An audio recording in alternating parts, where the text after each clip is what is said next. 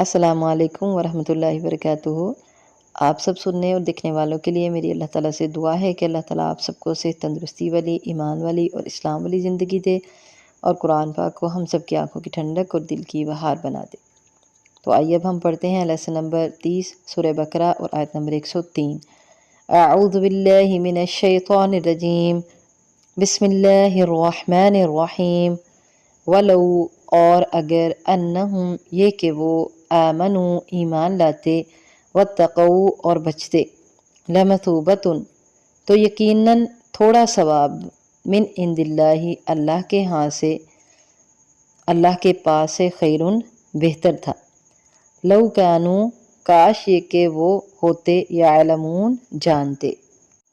آیت نمبر 104 دیکھیں۔ یا ایہا الذین اے لوگو آمنو جو ایمان لائے ہو، لا تقولو نہ تم کہو، راعینا ہماری رعایت کر،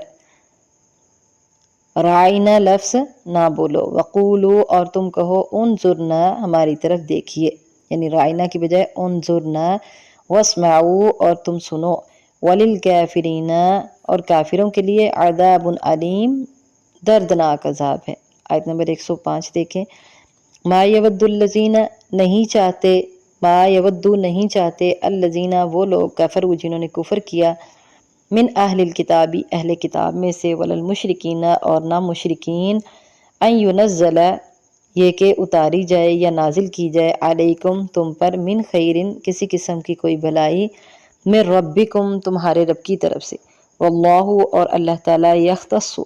خاص کرتا ہے، برحمتہ اپنی رحمت کے ساتھ، من یشاء جس کو چاہتا ہے، واللہ اور اللہ تعالیٰ، ذو الفضل العظیم بڑے فضل والا ہے، ذو الفضل فضل والا ہے، العظیم بڑے بہت بڑے فضل والا ہے۔ تو آیت نمبر 102 میں یہودیوں کی اس سازش کے بارے میں بتایا گیا کہ انہوں نے نبی کریم صلی اللہ علیہ وسلم پر جادو کیا، جادو کا سہارا لینا شروع کر دیا۔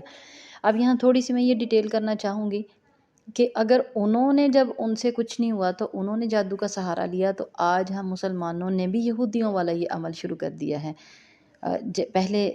عام جو ہم سب کے سامنے مثال ہے، جی فلاں کے پاس زیادہ مال آ گیا، اس کا کاروبار زیادہ ہو گیا،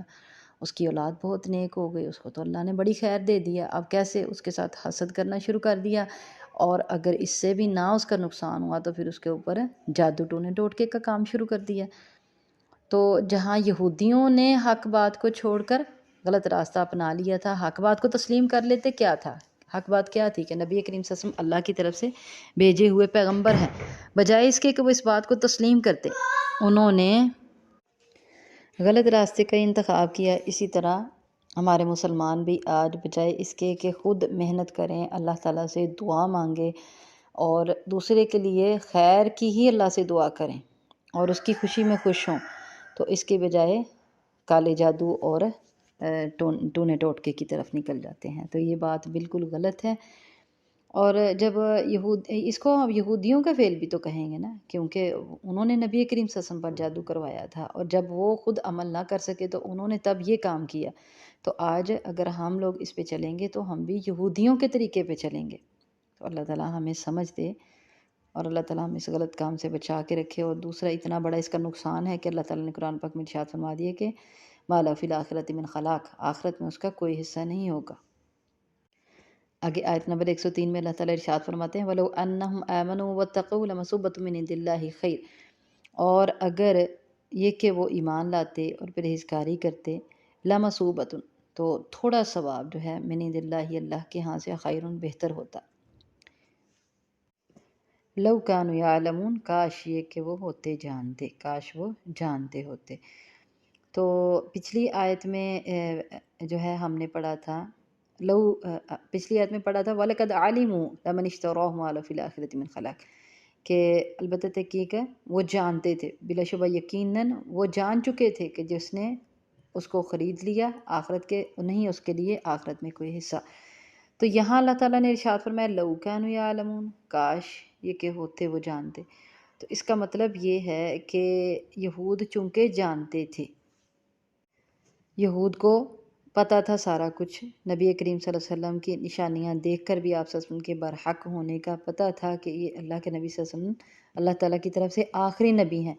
لیکن جانتے بوجھتے ہوئے وہ اس کو ماننے کے لیے تیار نہیں تھے، اور حق کو جانتے بوجھتے ہوئے اس پر عمل کرنے کے لیے تیار نہیں تھے۔ پھر اس کے بعد تورات کو بھی جانتے بوجھتے ہوئے اس پر عمل کرنے کے لیے تیار نہیں تھے، جیسے ہم نے پیچھے پڑھا کہ انہوں نے اس کو نبذ وراء ظہورہم، اپنی پیٹھوں کے پیچھے پھینک دیا۔ تو جاننے کے باوجود جو عمل نہیں کرے گا تو پھر وہ ایسے ہی ہے کہ جیسے وہ لا علم ہے، یعنی اس کو پتہ ہی نہیں ہے، علم ہونے کے باوجود جو اس پر عمل نہیں کرے گا تو اس کا یہی مطلب ہے کہ وہ جاہل ہے، اس کو علم ہی نہیں ہے۔ تو اسی لیے اللہ تعالیٰ نے ارشاد فرمایا لو کانوا یعلمون، کاش وہ جانتے ہوتے۔ حالانکہ پیچھے اللہ تعالیٰ نے ارشاد فرمایا کہ وہ جانتے ہیں، لیکن جب جان بوجھ کے عمل نہیں کر رہے تو پھر کیا ہے، وہ جاہل ہی ہوئے نا۔ تو اسی طرح ہم لوگ بھی، مسلمانوں میں بھی اسی طرح ہے کہ اگر قرآن کو سمجھ کر جان کر اس پر عمل نہیں کرتے تو وہ بالکل ایسے ہی ہے کہ جیسے وہ جانتے ہی نہیں، ان کے پاس علم ہی نہیں، وہ جاہل ہی ہیں۔ تو اگلی آیت نمبر 104 میں اللہ تعالیٰ ارشاد فرماتے ہیں یا ایھا الذین آمنوا لا تقولوا راعینا وقولوا انظرنا واسمعوا، اے لوگو جو ایمان لائے ہو، نہ تم کہو راعینا۔ راعینا کا کیا مطلب ہے؟ راعینا راعینا کا مطلب تھا صحابہ کرام مسلمان رسول اللہ صلی اللہ علیہ وسلم کو متوجہ کرنے کے لیے یہ لفظ استعمال کرتے، اور اس کا مطلب تھا کہ آپ ہماری رعایت کیجئے یا آپ ہماری طرف متوجہ ہوں۔ لیکن یہودیوں نے جب یہ دیکھا کہ مسلمان نبی کریم صلی اللہ علیہ وسلم کو اس طرح سے مخاطب کرتے ہیں تو وہ اپنی طرف سے مذاق اڑانے کے لیے اور پھر اپنے جو ہے وہ دشمنی کی بنا پر اس لفظ کو تھوڑا پیچ دے کر، جیسے قرآن پاک میں اللہ تعالیٰ ارشاد فرماتے ہیں کہ لیم بِأَلْسِنَتِہِم، اپنی زبانوں کو پیچ دے کر یہ لفظ بدل دیتے، اس کو بولتے تو اس کا معنی بدل دیتے، جس سے وہ اپنی طرف سے نعوذ باللہ گالی سمجھتے تھے، اور وہ سمجھتے کہ یہ گالی بن گیا ہے، اور اس بات پہ وہ بہت خوش ہوتے، اور اس بات پر بڑا خوش ہوتے کہ ہم نے دیکھو کس طریقے سے نعوذ باللہ ہم نے نبی کریم صلی اللہ علیہ وسلم کو گالی دی ہے اور مسلمانوں کو اور اللہ کے نبی صلی اللہ علیہ وسلم کو پتہ بھی نہیں چلا۔ تو اللہ تعالیٰ نے ارشاد فرمایا کہ یا ایھا الذین آمنوا لا تقولوا راعینا، کہ اے مومنو تم راعینا لفظ ہی نہ بولو، وقولوا انظرنا واسمعوا، اور تم کہو انظرنا واسمعنا، انظرنا ہماری طرف دیکھیے، واسمعوا اور ہماری بات سنیے۔ تم یہ کہنا ہی چھوڑ دو راعینا، جس کو وہ پیچ دے کر بدل دیتے تھے جس کا معنی، تو وہ بات جس میں یہودیوں سے مشابہت ہوتی تھی تو نبی کریم صلی اللہ علیہ وسلم نے اس سے منع ہی کر دیا کہ یہودی یہ لفظ بولتے تو اس میں اپنی طرف سے مذاق اڑاتے۔ مفسرین اس کی دو صورتیں بیان کرتے ہیں کہ وہ کس طریقے سے اس لفظ کو موڑ کر لیم بِأَلْسِنَتِہِم، اپنی زبانوں کو پیچ دے کر پڑھتے تھے۔ ایک تو وہ راعینا کی جگہ پہ کہتے راعین، یعنی یا ساکن کے ساتھ راعین، جس کا معنی ہوتا ہے کہ ہمارا چرواہا، راعی الگ سے، چرواہا نہ ہمارا، حالانکہ یہ لفظ راعینا کہ ہماری رعایت کیجیے، لیکن جب وہ کہتے راعینا تو اس کا مطلب ہمارا چرواہا۔ تو دوسرا اس کا معنی یہ بھی ہے کہ اس کو راعینن کہتے، جس کا معنی احمق ہے۔ تو اللہ تعالیٰ نے مسلمانوں کو منع فرما دیا اور ارشاد فرمایا وَقُولُوا انظُرْنَا وَاسْمَعُوا، اور تم کہو انظرنا واسمعوا، جس کا مطلب ہے کہ ہماری طرف کو، ہماری بات غور سے سنیں، وانظرنا ہماری طرف دیکھیں۔ تو پتہ چلا کہ اللہ تعالیٰ نے یہودیوں کے طرز عمل کو اختیار کرنے سے جہاں منع فرمایا تو اللہ تعالیٰ نے یہودیوں کے اقوال اور ان کی مشابہت سے بھی منع فرما دیا، جیسا کہ ابن عمر رضی اللہ تعالیٰ عنہ سے روایت ہے، نبی کریم صلی اللہ علیہ وسلم نے ارشاد فرمایا من تشبہ بقوم فہو منہم، جس نے کسی قوم کی مشابہت اختیار کی تو وہ انہی میں سے ہے۔ تو اس آیت کو لے کے میرے ذہن میں ایک بات آئی مزید جو آج کل ہمارے یہاں بات چلتی ہے، جیسے اللہ تعالیٰ نے یہودی اگر کہتے تھے راعینا، وہ بدل دیتے تھے اس کو، تو اللہ تعالیٰ نے منع فرما دیا کہ تم نے بھی نہیں کہنا، جو لفظ یہودی استعمال کر رہے ہیں وہ تم نے نہیں کرنا، یہودیوں کی مشابہت اختیار نہیں کرنی۔ تو یہاں ہمارے آپ لوگوں میں سے بھی جو کوئی کرسچن لوگوں کے ساتھ رہتے ہیں تو آپ لوگ یہ دیکھتے ہوں گے کہ وہ کرسچن لوگ جو ہیں وہ گھروں میں کام کاج کے لیے، جب ہم اکثر گھروں میں ہم لوگ بھی رکھواتے ہیں، کام کے لیے آتے ہیں، تو وہ لفظ خدا استعمال کرتے ہیں، اللہ وہ نہیں بولتے، لیکن اللہ تعالیٰ کا ذاتی نام اللہ ہے، تو اللہ تعالیٰ نے قرآن پاک میں بھی اس کو بار بار استعمال کیا۔ لیکن عیسائی لوگ جو کہ ہمارے آس پاس بہت زیادہ آباد ہوتے ہیں، یہودی لوگ تو چلو کم ہمارے پاکستان میں الحمدللہ ہمارے پاس آباد ہیں، تو عیسائی لوگ جو ہمارے پاس آباد ہیں وہ اللہ کا لفظ استعمال نہیں کرتے، اور یہ بات میں نے بہت اچھے طریقے سے نوٹ کی کہ انہوں نے ہر بات میں لفظ خدا استعمال کرنا ہے۔ تو جب وہ لفظ خدا استعمال کرتے ہیں تو میں نے یہ دیکھا کہ بہت سی مسلمان بہنوں کو ہم لوگ جب یہ بات کہتے ہیں کہ آپ خدا لفظ استعمال نہ کریں بلکہ آپ اللہ لفظ استعمال کریں، کیونکہ اللہ لفظ استعمال کرنے سے آپ کو نیکیاں ملیں گی، کیونکہ اللہ لفظ قرآن پاک کا لفظ ہے اور قرآن پاک کے ایک ایک حرف کی 10 نیکیاں ہیں۔ تو تم اللہ استعمال کرو لفظ تاکہ تمہیں نیکیاں بھی ملیں، لیکن ہمارے بہت سے مسلمان بہنیں بھائی اس بات کو جو ہے نا وہ مخالفت کی جڑ بنا دیتے ہیں کہ ہم یہ خدا لفظ کیوں استعمال نہ کریں، اسے بال کی کھال کھینچنے کے قریب ہوتے ہیں، بال کی کھال اتار رہے ہوتے ہیں کہ کیوں یہ لفظ استعمال نہیں کرنا، اس سے کیوں منع کیا گیا ہے، قرآن میں دکھاؤ، حدیث میں دکھاؤ۔ تو یہ ہے قرآن میں جو اللہ تعالیٰ نے ارشاد فرما دیا کہ تم نے لا تقولوا راعینا، جو وہ کہہ رہے ہیں تم نے وہ کہنا ہی نہیں، وقولوا انظرنا، تم نے کہنا انظرنا واسمعوا۔ اور ہم خدا کو چھوڑ کے اللہ کیوں نہ کہیں، جب اللہ کہنے سے ہمیں ایک حرف پہ 10 نیکیاں مل رہی ہیں، اور خدا عیسائی لوگ بولتے ہیں تو ہم ان کی بولی کیوں بولیں، ہم اپنے قرآن کی بولی کیوں نہ بولیں، اور اپنے نبی صلی اللہ علیہ وسلم کی اور صحابہ کرام کی اور مسلمانوں کی بولی کیوں نہ بولیں۔ تو یہ دلیل ہے۔ تو میں بہت پریشان تھی، لیکن الحمدللہ اللہ نے مجھے سمجھ دی، تو میں آپ لوگوں کو بھی یہ سمجھا رہی ہوں کہ یہ وہ دلیل ہے۔ بعض لوگ پوچھ رہے ہیں نا کہ ہم، بلکہ مجھ سے بہت سی سسٹر نے گروپ میں بھی پوچھا کہ خدا لفظ کیوں نہ استعمال کریں، کہاں قرآن حدیث میں منع کیا گیا ہے۔ مختلف نعتوں میں یا حمد میں جب یہ لفظ استعمال ہوتا ہے تو میں نے کہا آپ اس کی بجائے اللہ استعمال کریں، تو انہوں نے اعتراض کیا اس بات پہ۔ تو یہ ہے اس بات کی دلیل کہ جو الفاظ انہوں نے استعمال کرنے وہ ہم نے نہیں کرنے۔ اور عیسائیوں کو میں نے دیکھا ہے، بات کی ہے ان سے، انہوں نے بار بار لفظ خدا ہی استعمال کرنا، جب وہ ہمارا لفظ استعمال نہیں کرتے جو قرآن پاک میں استعمال ہوا اللہ تعالیٰ، تو ہم خدا کیوں استعمال کریں جو قرآن میں ہے ہی نہیں۔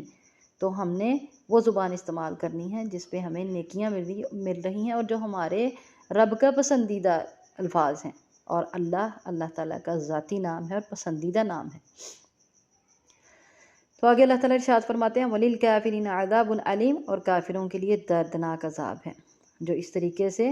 مسلمانوں کے ساتھ غلط رویے اختیار کرتے ہیں اور سمجھتے ہیں کہ اللہ کو اور نبی کریم صلی اللہ علیہ وسلم کو اور مسلمانوں کو پتہ ہی نہیں چل رہا۔